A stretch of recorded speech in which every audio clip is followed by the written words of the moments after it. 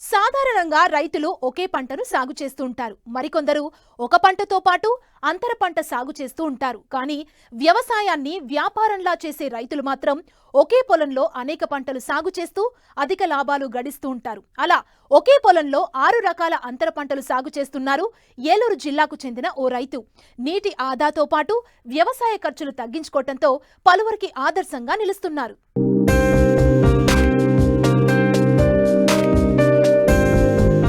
వాతావరణం ఎప్పుడు మారుతుందో తెలియదు. ప్రతికూల పరిస్థితులు ఎలా ముంచుకొస్తాయో ఊహించలేం. ఏ తెగులు ఎప్పుడు ఏ పంటను ఆశిస్తుందో అంచనా వేయలేం. ఎంత నష్టం కలిగిస్తుందో బేరీజు వేయలేం. వీటన్నింటికీ ఒక్కటే పరిష్కారం: ప్రధాన పంటలు సాగు చేస్తూనే అంతర పంటలు సాగు చేయడం. వీటితో భూసారాన్ని పెంచుకోవచ్చు, చీడపీడల నుంచి ప్రధాన పంటను రక్షించుకోవచ్చు. కాలం కలిసి వస్తే అన్ని పంటల నుంచి ఆదాయం పొందవచ్చు. అంతర పంటల సాగుతో పెట్టుబడి ఖర్చులు తగ్గుతాయి. వీటినే తూచా తప్పకుండా పాటిస్తూ 4 ఎకరాల్లో 6 పంటలు సాగు చేస్తూ ముందుకు సాగుతున్నారు ఏలూరు జిల్లా ఉంగుటూరు మండలం గొల్లగూడెం గ్రామానికి చెందిన రైతు రమేష్ కుమార్.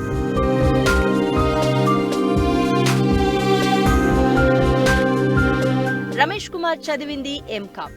కొన్నాళ్ల పాటు ఉద్యోగం కూడా చేశారు. అయితే వ్యవసాయంపై ఉన్న మక్కువతో తనకున్న 4 ఎకరాల్లో వ్యవసాయాన్ని ప్రారంభించారు. కూలీల సమస్య, పెట్టుబడులను దృష్టిలో ఉంచుకుని దీర్ఘకాలిక పంటలైన కొబ్బరి, కోకో, వక్క ఎంచుకున్నారు. వీటి నుండి దిగుబడులు రావాలంటే 5-6 ఏళ్ల సమయం పడుతుంది. అప్పటి వరకు ప్రధాన పంటలకు పెట్టుబడి రావాలనే ఉద్దేశంతో మొక్కల మధ్య ఖాళీ స్థలాన్ని ఉపయోగించుకుని అంతర పంటలుగా అరటి, అల్లం, పైనాపిల్ పంటలను సాగు చేశారు. కొంతకాలం జాబ్ చేశాను. హైదరాబాద్లో ఒక ప్రైవేట్ కంపెనీలో అకౌంట్స్ డిపార్ట్మెంట్లో పనిచేశాను. నాకు సొంత పొలం ఉండడం వల్ల, తల్లిదండ్రులు గ్రామంలో ఉండడం వల్ల ఇక్కడికి వచ్చి వ్యవసాయం చేసుకుందామని ఇక్కడికి వచ్చానండి. 2010లోనే వ్యవసాయం స్టార్ట్ చేశాను. అప్పటి నుంచి కూడా నేను డిఫరెంట్గా ఆలోచిస్తానండి వ్యవసాయంలో. నాకున్న సొంత వ్యవసాయ భూమిలో 4 ఎకరాలు వివిధ రకాల పంటలు ప్రయోగాత్మకంగా చేపట్టానండి. అందులో 3 ప్రధాన పంటలు, 3 తాత్కాలికంగా వచ్చే పంటలు.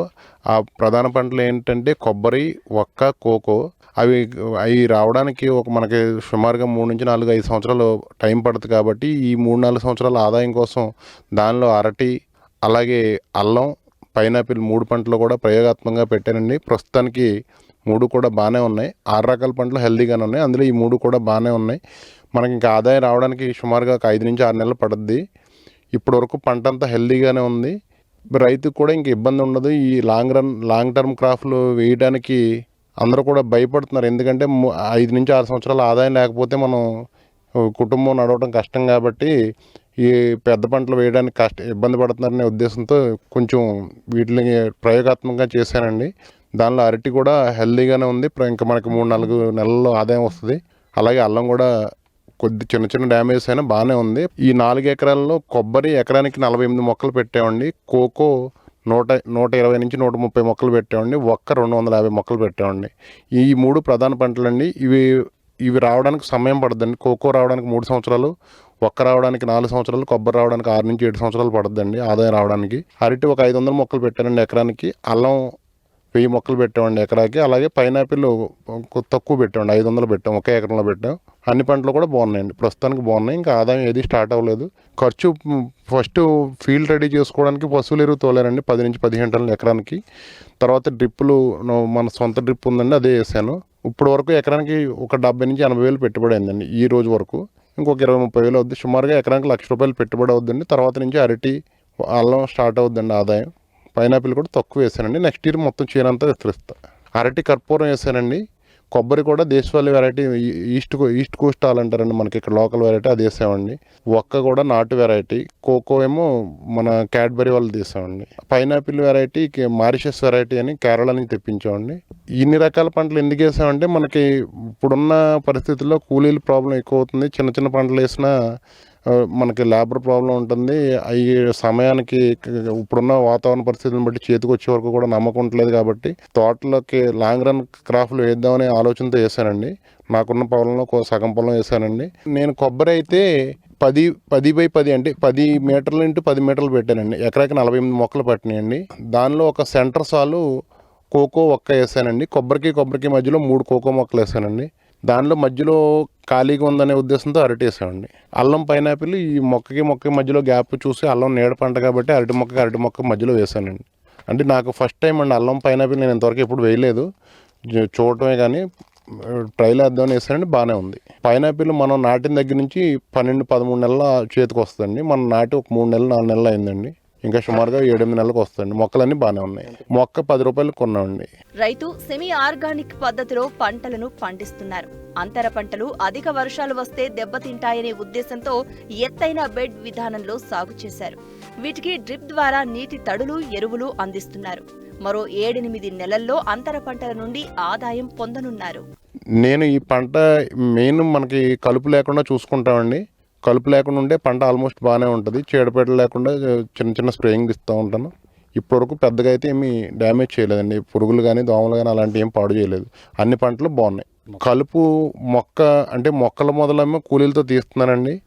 మనకి ఇప్పుడున్న పొజిషన్లో లేబర్ ప్రాబ్లం కాబట్టి మొక్క మధ్య ఉన్న గ్యాప్నేమో కలుపు మందులు వాడి నివారిస్తున్నారు. 200 లీటర్స్కి 1 లీటర్ నుంచి 1.5 లీటర్ కలుపు మందు వాడి మామూలు స్ప్రేయర్ల ద్వారా పిచికారీ చేస్తున్నామండి. మొక్క మీద పడకుండా జాగ్రత్త తీసుకుంటున్నామండి.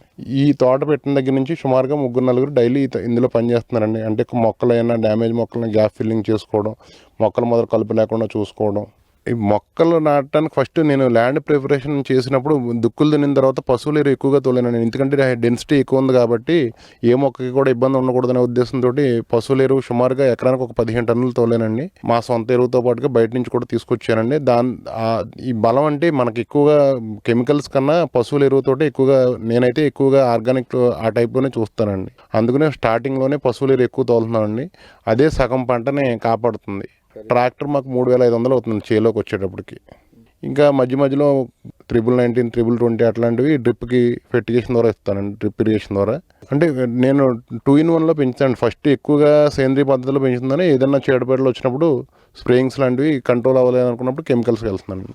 నీరు అంటే మనకి ఎక్కువగా ఇప్పుడు నేను వేసిన పంటలు ఏవి కూడా ఎక్కువ వర్షాలకి తట్టుకోలేవండి. అంటే విపరీతమైన వర్షాలు కురిసి నీళ్లు గట్టేమైనా నిలిచినా నేనైతే ఆ జాగ్రత్తలు తీసుకుంటాను. చేలో ఎంత వర్షం కురిసినా వేస్ట్ వాటర్ అనేది ఉండకుండా బయటికి వెళ్ళిపోయి డ్రైన్ సిస్టమ్ అది చేశానండి. ఒకవేళ వర్షాలు లేకపోయినా కానీ డ్రిప్ అనేది నాకు 100% సఫిషియెంట్ డ్రిప్ ఉందండి. డ్రిప్ ద్వారా రోజుకి 1 నుంచి 2 గంటలు వాటర్ అందిస్తానండి.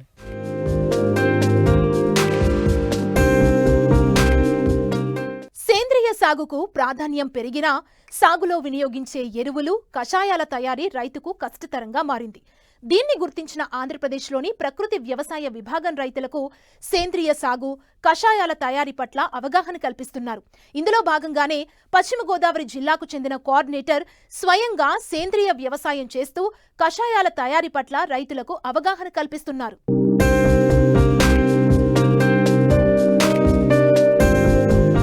నత్తలు, మిత్ర పురుగులు, వానపాముల వంటివి పంటకు ప్రాణాధారం.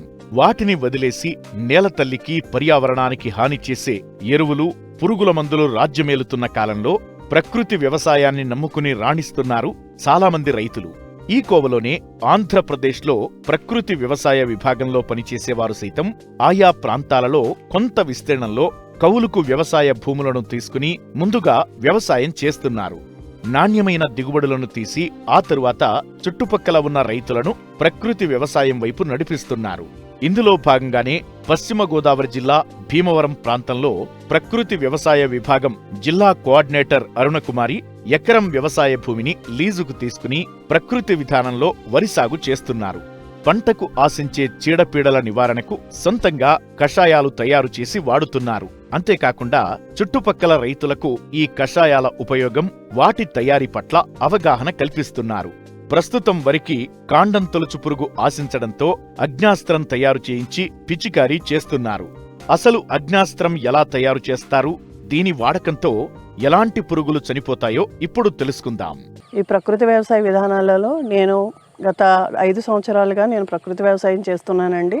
ఇందులో జాబ్ చేస్తూ అదేవిధంగా నేను కూడా 1 ఎకరం పొలం తీసుకుని ఈ పద్ధతుల మీద చేస్తూ రైతులకి ఈ పద్ధతుల గురించి వాళ్ళకి వివరించడం జరుగుతుందండి. ఇప్పుడు నేను దేశీ వెరైటీ కుజీ పటాలి వేయడం జరిగిందండి. ఈ కుజీ పటాలి కోసం కాండం తొలుచు పురుగు, కాయ తొలుచు పురుగుకి అగ్నాస్త్రం తయారు చేయడం జరిగిందండి. ఈరోజు అగ్నాస్త్రం తయారీ విధానం వచ్చేసి 10 లీటర్ల ఆవు మూత్రం, కేజీ పచ్చిమిర్చి, 1/2 కేజీ వెల్లుల్లిపాయలు, 5 కేజీల వేప ఆకు, కేజీ పొగాకు కాడలు కానీ పొగాకు కానీ కావాలండి. ముఖ్యంగా ఏంటంటే మనకి ఆవు మూత్రంలో కొన్ని పోషకాలు ఉంటాయండి, సూక్ష్మజీవులు ఉంటాయి. ఆ సూక్ష్మజీవులతో పాటు తర్వాత మనకి వెల్లుల్లిపాయలలో 1/2 కేజీ వెల్లుల్లిపాయల్లో మనకి అల్లెసిలిన్ అనే ఆల్కలైడ్ ఉంటుందండి. అల్లెసిన్ మనకి సల్ఫర్ ఉంటుంది దీనికి. తర్వాత పొగాకాళ్ళలో మనకి నికోటిన్ అనే ఆల్కలైడ్ ఉంటుందండి. ఇది లద్ది పురుగు చనిపోవడానికి ఉపయోగపడుతుందండి. తర్వాత వచ్చేసి మనకి వేపలో అజాడరిక్టిన్ అనే ఆల్కలైడ్ ఉంటుందండి. ఈ ఆల్కలైడ్ ఏంటంటే మనకి కాండం తొలుచు పురుగు, కాయ తొలుచు పురుగు మొత్తం గుడ్డు ముద్దలను చంపే అవకాశం ఉంటుందండి ఈ మన వేప వల్ల. తర్వాత వచ్చేసి పచ్చిమిర్చిలో క్యాప్సైజ్ అనే ఆల్కలైడ్ ఉంటుందండి. ఇది మంటను పుట్టిస్తుంది. మనకి ఈ మిశ్రమాన్ని మొత్తం ఆవు మూత్రంలో మరగబెట్టుకొని 5 పొంగులు వచ్చిన తర్వాత చల్లారిన తర్వాత మళ్ళీ వడగట్టుకుని మనము స్ప్రేయింగ్ చేసుకోవచ్చండి. ఈ స్ప్రేయింగ్ ఏంటంటే వరి చేను చిన్న దశలో ఉన్నప్పుడు 2 లీటర్లు కానీ 3 లీటర్ల వరకు 100 లీటర్ మనకి ఆ పొలానికి ఎన్ని లీటర్లు నీరుకి సరిపోతుందో ఆ నీరులో మనం పోసుకుని స్ప్రేయింగ్ చేయాలండి. తర్వాత వచ్చేసి కొంచెం చేను ఎదిగిన కొద్ది మనం 5 లీటర్ల వరకు అగ్నాస్త్రం పోసుకుని మనకి ఎంత వాటర్ అయితే కావాలో అంత వాటర్లో మనం స్ప్రేయింగ్ చేసుకుంటే కాండం తొలుచు పురుగు, కాయ తొలుచు పురుగు, దోమ కూడా చనిపోతుంది. ఎందుకంటే ఇవన్నీ మనకు ఉపయోగపడుతున్నాయండి. ఈ అగ్నాస్త్రం ఏంటంటే 6 నెలలు నిల్వ ఉంటుందండి. ఏ వాటర్ తగలకుండా ఉంటే ఎండలోని వానలోని పెట్టకుండా మనకి ఈ అగ్నాస్త్రం 6 నెలలు నిల్వ ఉంటుంది. దీన్ని మనం ఒక 10 లీటర్లు కాచుకుని ఒక 15 మనకి ఆ కాండం తొలుచు పురుగు ఉధృతిని బట్టి మనం తర్వాత కాండం తొలిచే పురుగు కూడా నివారణ మనం ఎలాగా నిర్ధారించుకోవచ్చు అంటే మనకి లింగాకర్షణ బుట్టలు అని ఉంటాయండి. ఆ లింగాకర్షణ బుట్టలు మనం పొలంలో పెట్టుకుంటే అందులో మనం లూర్ అని పెట్టుకుంటాము. ఆ లూర్ ఏంటంటే లింగాకర్షణ అంటే ఆడ పురుగు యొక్క వాసన లూర్లో ఉంటుందండి కృత్రిమంగా. మగ పురుగులు వచ్చి నైటు దాంట్లో పడతాయి. అవి మనం చూసుకుని ఎక్కువగా ఉంటే మనం అగ్నాస్త్రం స్ప్రేయింగ్ చేసుకోవాలండి. తర్వాత 1-2 ఉంటే మనకి అవసరం లేదండి. ఎందుకు ఇప్పుడు ప్రకృతి వ్యవసాయ విధానాలలో మనం ఏంటంటే మన పొలంలో మిత్ర పురుగులు, శత్రు పురుగులు ఉంటాయి. ఇప్పుడు మిత్ర పురుగులు 1 ఉండి శత్రు పురుగు గాను 2 ఉన్నాయనుకోండి, మనం స్ప్రేయింగ్ అయితే ఏం చేయక్కర్లేదు. ఎందుకంటే మిత్ర పురుగులు శత్రు పురుగులను తినేయడం వల్ల మనకి స్ప్రేయింగ్ అనేది కూడా చాలా తగ్గుతుందండి. ఇంకా చాలా ముందుకు రావాలండి ఈ ప్రకృతి వ్యవసాయ విధానాల్లో చేయడానికి. మనం పూర్వం కూడా ఇదే పద్ధతి అంటే ఒక 70 సంవత్సరాల క్రితం తక్కువ మందు వేసి పండించుకుని తినేవారు, చాలా ఆరోగ్యంగా ఉండేవారు. ఇప్పుడు ఏంటంటే మనకి హరిత విప్లవం వచ్చిన కాడి నుంచి యూరియాలు కానీ రసాయన పురుగు మందులు ఎక్కువ వాడి మనకి వాతావరణాన్ని కాలుష్యం చేస్తున్నారు. తాగే నీరు కూడా కలుషితం అవుతుందండి. ప్రకృతి వ్యవసాయ విధానాలు అన్ని పద్ధతులు ప్రోటోకాల్స్ పాటిస్తాయండి. మనకి రసాయన ఎరువులు వేసి పండించిన వాళ్ళకన్నా మనదే ఎక్కువ దిగుబడి రావటం జరుగుతుందండి. ప్రకృతిలోని సహజ వనరులైన సేంద్రియ పదార్థాలను ఉపయోగించి మేలైన యాజమాన్య పద్ధతులతో సుస్థిరమైన పంటల ఉత్పాదకతతో ఆరోగ్యవంతమైన పర్యావరణ వ్యవస్థను రూపొందించే విధానమే సేంద్రియ వ్యవసాయం. ఈ పద్ధతుల ద్వారా పండిన వాటిని సేంద్రియ ఉత్పత్తులు అంటారు. వ్యవసాయంలో సుస్థిరత తేవాలంటే లాభసాటి వ్యవసాయానికి, నిలకడగా దిగుబడులు పొందడానికి వ్యవసాయ సుస్థిరత ఎంతో ముఖ్యమైనది.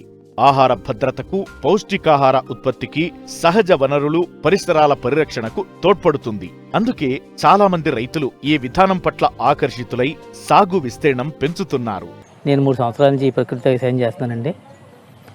పురుగు మందులు కొట్టడం అన్నీ మానేసామండి. ఈ అగ్నేశ్వర వాడుతున్నామండి. దీనివల్ల మాకు చాలా బాగుందండి. పెట్టుబడి తక్కువ అవుతుందండి, బాగా తక్కువ అవుతుంది. అది మేము సొంతంగా సాగు చేసుకుంటున్నామండి. నేను ప్రకృతి వ్యవసాయం 3 సంవత్సరాల నుంచి చేస్తున్నామండి. అగ్నాస్త్రం కొడుతున్నామండి. కాండం తొలిచే పురుగుకి బాగా ఉపయోగపడుతుందండి. నల్లపేనుకి కూడా బాగా ఉపయోగపడుతుందండి. దానివల్ల మనకి ఖర్చు తక్కువ అవుతుంది. కెమికల్ కొట్టుంటే ఒక స్ప్రేయింగ్కి 2000 అవుతుందండి. ఇది 200 అవుతుందండి. ప్రకృతి వ్యవసాయం స్ప్రేయింగ్ చేస్తే ఒక స్ప్రేయింగ్కి 200 ఖర్చు అవుతుందండి. దీనివల్ల దిగుబడి కూడా బాగా వస్తుందండి. పొలాల్లోనే కాదు, పెరడు, మిద్దెపై సాగు చేసే పంటలకు చీడపీడల సమస్య అధికంగా ఉంటుంది. వాటి నివారణకు రసాయన మందులకు బదులు సేంద్రియ పద్ధతుల్లో కషాయాలను, ద్రావణాలను తయారు చేసి వినియోగించడం ద్వారా అధిక ప్రయోజనం ఉంటుంది. వీటిని సులువుగా, చౌకగా సొంతంగా తయారు చేసుకోవచ్చు. ఈ సస్యరక్షణ పద్ధతులు పర్యావరణానికి, వినియోగదారులకు సురక్షితమైనవి.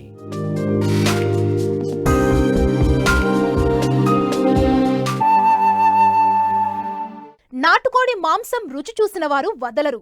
నాటుకోడి గుడ్లు, మాంసం బలవర్ధకమైంది కాబట్టి దీనికి ఎక్కువ డిమాండ్ ఉంటుంది. గ్రామీణ ప్రాంతాల్లో ప్రజలు ఎక్కువగా పెంచుతుంటారు. ఇళ్ల ముంగుటే నాటుకోళ్లు తిరుగుతుంటాయి. ప్రస్తుతం వ్యాపార దిశగా సాగుతోంది. ఈ కోవలోని పశ్చిమ గోదావరి జిల్లాకు చెందిన ఓ యువతి కాలక్షేపంగా పెంచుకున్న నాటుకోళ్లను నేడు మంచి బిజినెస్ గా అభివృద్ధి చేసింది. ఇంటి వద్దే ఉంటూ మంచి ఆదాయం పొందుతోంది.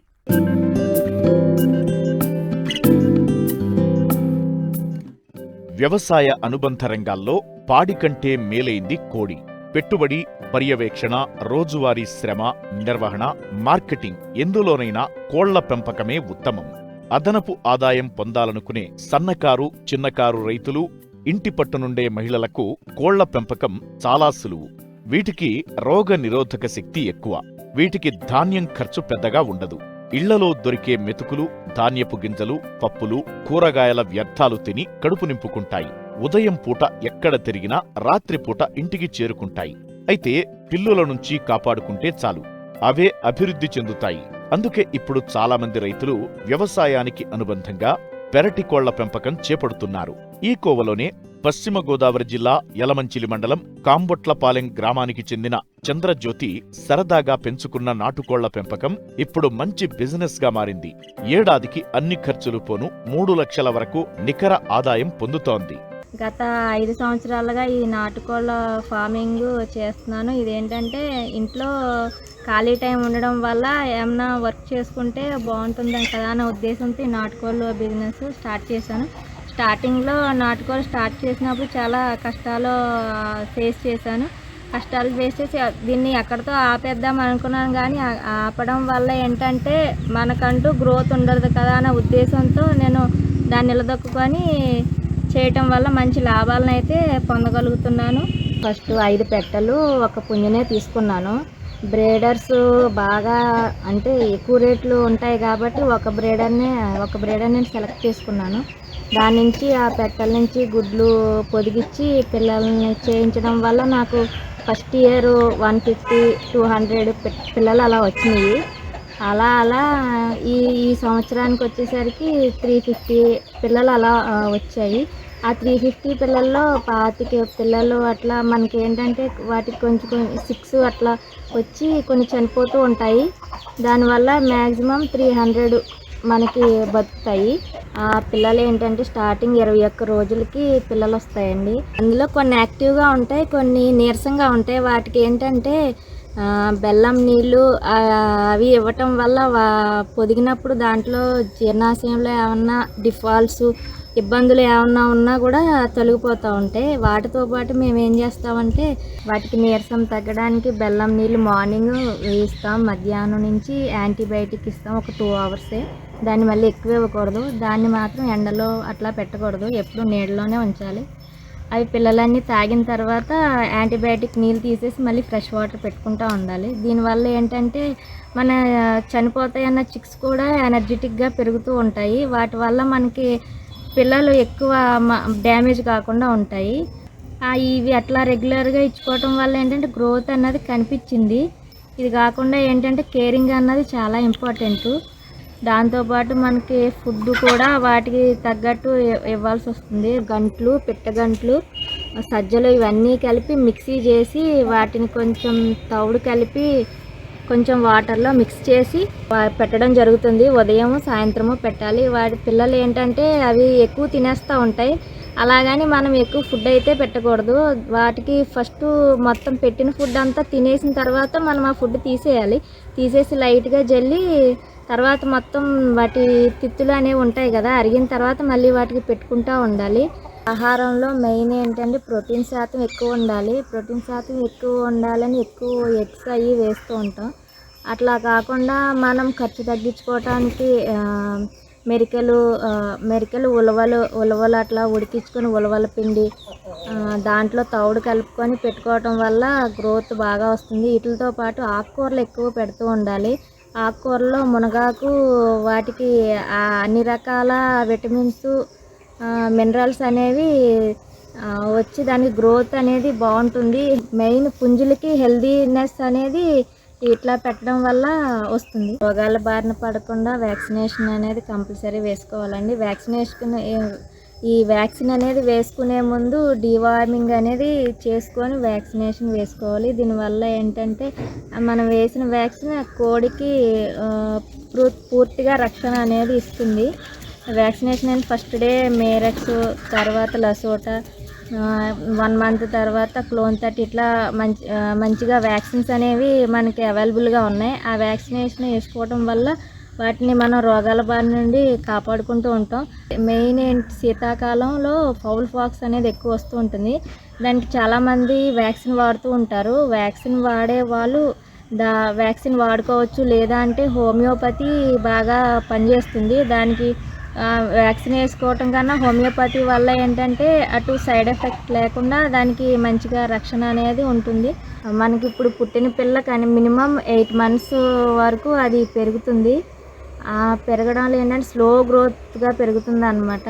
పందెం పుంజులు అనేవి సెపరేట్గా మనం చూసుకోవాలండి. అంటే ఒక 10 కోడి పిల్లల్లో మనకి 4 కోడి పిల్లలే వాటి మెజర్మెంట్స్ అన్నీ బాగుంటాయి. వాటిని తీసుకొని సెపరేట్గా మనం పెంచుకోవాలి. వాటికి ఇచ్చే ఆహారంలో ఎక్కువ రాగులు అవి నానబెట్టి పెడుతూ ఉంటాం. సాయంత్రం ప్రొద్దుటైతే మెరకలు వేస్తాం. వీటితో పాటు బాడీ రావటానికి అప్పుడప్పుడు ఒక 10 days ఎగ్ పెడతామండి. ఎగ్ కాకుండా మెయిన్ సోయాబీన్స్ పౌడరు అట్లా ఉలవల పిండిలో కలిపి పెడుతూ ఉంటాం. దీనివల్ల గ్రోత్ బాగా వస్తుంది. వీటికి ఏంటంటే ఆకుకూరలు ఎక్కువ పెట్టాలి కాబట్టి మునగాకు ఎక్కువ కలిపి పెడుతూ ఉంటాం. వీటితో పాటు పాలకూర, ఆకుకూరలు మనకి ఇంట్లో మనం బయట తెచ్చుకొని పెట్టుకునే కంటే ఇంట్లోనే వాటిని పెంచుకొని వాటికి ఇచ్చుకోవడం వల్ల మనకి ఫీడ్ ఖర్చు అనేది కొంతవరకు తగ్గుతుంది.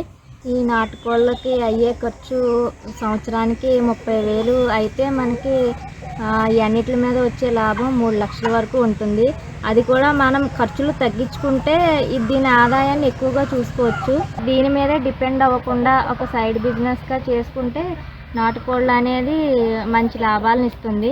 నాటుకోళ్ళ పెంపకంలో మనం ఒక పెట్ట పుంజుని తీసుకున్నట్లయితే దాని నుంచి సంవత్సరానికి 30 నుంచి 40 గుడ్లు అనేది పెడుతుంది. దాంట్లో మనకి అన్ని పిల్లలు పదకపోయినా మినిమం 25 పిల్లలు అనేవి వస్తాయి. దాని నుంచి మనం ఒక నికర ఆదాయం 20,000 వచ్చినా దాంట్లో ఒక 5,000 ఖర్చులు తీసేసినా 15,000 అనేది మిగులుతుంది. అట్లాగే మనం వాటిని ప్రొటెక్ట్ చేసుకుంటూ పెంచుకుంటూ ఉంటే మినిమం 20 పెట్టల నుంచి ఒక పుంజు నుంచి మనం 2,50,000 నుంచి 3 లక్షల వరకు ఆదాయాన్ని అయితే తీసుకోగలం. దాంట్లో ఖర్చులు తీసేసిన మనం 2,50,000 అనేది నికర ఆదాయం మనకి వస్తుంది. ఈ నాటుకోళ్ళు పెంచడానికి ముఖ్య కారణం ఏంటంటే వ్యవసాయం అండి. వ్యవసాయం వల్ల మనకి ఖర్చులు ఎక్కువ అవుతున్నాయి. ఆ ఖర్చుల్ని మనం ఈ విధంగా కూడా కంట్రోల్ చేసుకోవచ్చు. ఇంటిగ్రేటెడ్ ఫార్మింగ్ అని కోళ్ళు, మొక్కలు ఆదాయాన్ని ఇచ్చే పంటలు వేసుకోవటం వల్ల మనకి రైతు నష్టపోకుండా మెయిన్ లాభాల బాట పట్టి ముందుకు వెళ్తారు. ఎందుకంటే వ్యవసాయం ఒక్కటే చేయటం వల్ల రైతు అనేది కష్టాల్లో ఉండి తను అక్కడితో ఆగిపోతున్నారు, ముందుకు వెళ్ళట్లేదు. ఇట్లా వ్యవసాయంతో పాటు నాటుకోళ్ళు, చేపలతో పాటు ఫలసాయాన్ని ఇచ్చే మొక్కలు అంటే ఇంకా మొత్తం గ్రూప్ సిస్టమ్ కింద ఇట్లా చేసుకోవడం వల్ల మంచి లాభాలను అయితే పొందగలరని నేను మీకు చెప్పగలుగుతున్నాను. స్వయం ఉపాధిగా ఎంచుకున్న కోళ్ల పెంపకంతోనే ఈ మహిళ లాభాలు గడిస్తూ పలువురికి ఆదర్శంగా నిలుస్తున్నారు. ప్రస్తుతం నాటుకోడి మాంసానికి మార్కెట్లో మంచి డిమాండ్ ఉంది. మాంసం ప్రియులు అధికంగా ఇష్టపడుతుండటంతో నాటుకోళ్ల పెంపకం చేపడితే మంచి లాభాలు సాధించవచ్చు.